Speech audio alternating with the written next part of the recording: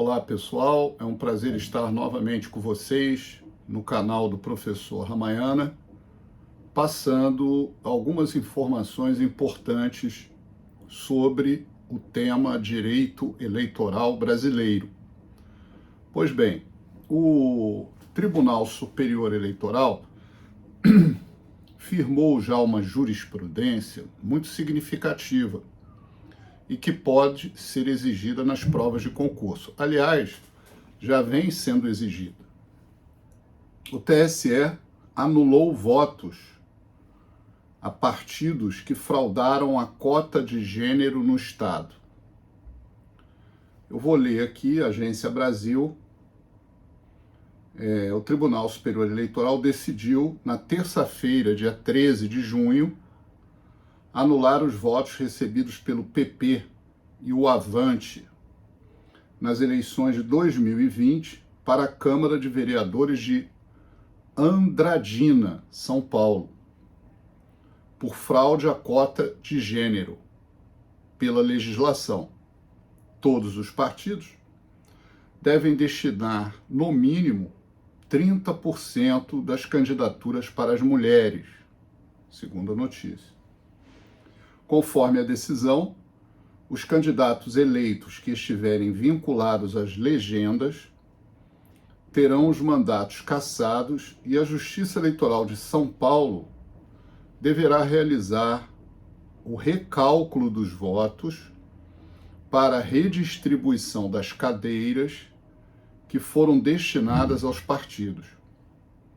Além disso, os dirigentes partidários que participaram da fraude ficarão inelegíveis por 8 anos, segundo a notícia. E os acusados foram denunciados pelo Ministério Público por promoverem candidaturas femininas fictícias. Candidaturas femininas fictícias, esse é que é o tema. As investigações comprovaram que os partidos registraram 2 candidatas que não obtiveram nenhum voto no pleito de 2020, não realizaram campanha nem gastos efetivos. Fonte que eu estou lendo, Agência Brasil, agenciabrasil.ebc.com.br. A notícia está aí para quem quiser pesquisar. Inclusive, essa decisão estará no site do Tribunal Superior Eleitoral. Bem, eu queria fazer alguns breves comentários sobre isso. A nossa legislação, ela exige que não seja uma candidatura de um partido, pré-candidatos de um partido, somente pessoas do sexo, de um determinado sexo. Há necessidade aqui não só de ter sexo masculino, como feminino. Então não se pode ter um partido registrado só do sexo feminino e outro só do sexo masculino. Sobre isso, as resoluções do Tribunal Superior Eleitoral já tratam desse tema, regulamentam esse assunto. Então nós temos aqui a resolução, por exemplo, 23.609, de 18 de dezembro de 2019, que trata sobre a escolha e o registro de candidatos para as eleições. Para as eleições municipais de 2020, os ajustes promovidos foram pela Resolução 23.624 de 2020, em cumprimento ao estabelecido pela Emenda Constitucional 107 de 2020. Muito bem. Essa resolução, repito, 23.609 de 2019, pode ser obtida no site do Tribunal Superior Eleitoral. Trata-se de uma resolução temporária, classificada como aquelas que eu expliquei em vídeos anteriores, que são modificadas a cada eleição. E o artigo 17 diz o seguinte: cada partido ou federação poderá registrar candidatas e candidatos para a Câmara dos Deputados, Câmara Legislativa no Distrito Federal, assembleias legislativas nos estados e câmaras municipais nas comarcas, nos municípios, no total de 100% do número de lugares a preencher mais um. Mais um. Parágrafo 1º. No cálculo do número de lugares previstos no caput deste artigo, será sempre desprezada a fração se inferior a meio e igualada a 1 se igual ou superior. Bem, o que nos interessa aqui, comentando a notícia, é exatamente o parágrafo 2º que eu vou ler agora. Do número de vagas resultante das regras previstas neste artigo, cada partido ou coligação, partido ou federação, preencherá o mínimo de 30%, e o máximo de 70% para candidaturas de cada gênero. E aí, o que acontece nesse caso? Os demais parágrafos, parágrafo 3º, 4º, 5º, 4A, tratam desse assunto. Mas o que eu queria dizer é que a Justiça Eleitoral e o Ministério Público estão atentos a esse tema quando um determinado partido escolhe o número de 70% de homens e 30% de mulheres, né, fazendo essa distinção de gêneros, mas dentre as mulheres, isso geralmente ocorre no sexo feminino, vamos dizer assim, muitas não fazem campanha, não mandam confeccionar nenhuma propaganda na internet ou propaganda em ruas, como cartazes, panfletos, pequenos panfletos, enfim, bandeiras, né? Ou seja, não se verifica durante a eleição nenhum gasto de campanha.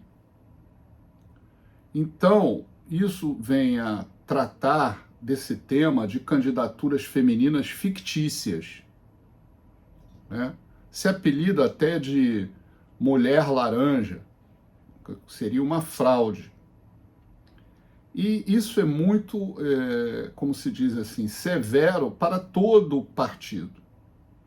Porque, ocorrendo uma impugnação ao registro da candidatura, que seria a ação prevista lá no artigo 3º até 15 da Lei Complementar 64 de 90, que é a Lei das Inelegibilidades, essa ação será proposta contra todos os candidatos. Agora, é possível também, né, a jurisprudência do TSE tem admitido a utilização de outras ações, como a AIGE, Ação de Investigação Judicial Eleitoral, prevista no artigo 22 da Lei Complementar 64 de 90, e também a AIME, Ação de Impugnação ao Mandato Eletivo, prevista no artigo 14, parágrafos 10 e 11 da nossa Constituição da República Federativa do Brasil.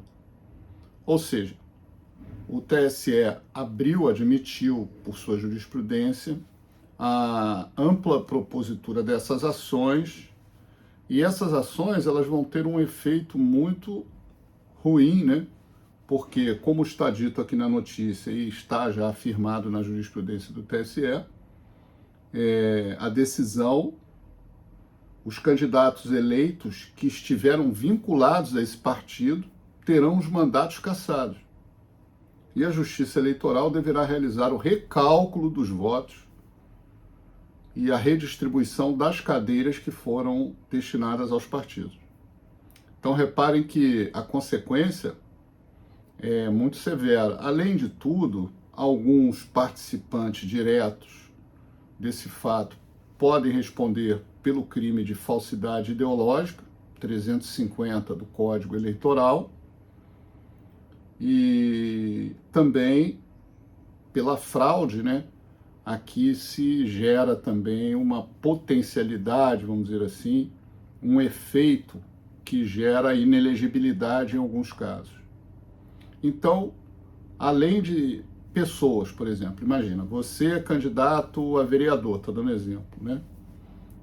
Ganhou a eleição muito bem, foi muito bem votado, foi o vereador até mais bem votado da sua cidade. Mas você está dentro de um partido que lançou mulheres laranjas, mulheres fictícias. E às vezes você nem tem ciência disso exatamente, mas o efeito dessa decisão que descobre esse fato acaba lhe atingindo. Então isso é uma questão que lá no momento da convenção do partido, os partidos devem ter toda a atenção para que não ocorra esse fato, que vem sendo reiterado. Não é um caso isolado que nós constatamos, tá certo? Então, muita atenção para esse aspecto, principalmente que nós vamos ter uma nova eleição municipal em breve e nós temos que estar atentos para esse fato, né? Ano que vem, 2024, novas eleições municipais e vamos evitar esse tipo de situação, né? Deixa ela ser coisa do passado, não vamos repetir no futuro. Ok? Então, voltamos com próximas orientações no momento oportuno. Bons estudos a todos e vamos em frente com os temas de direito eleitoral. Até a próxima.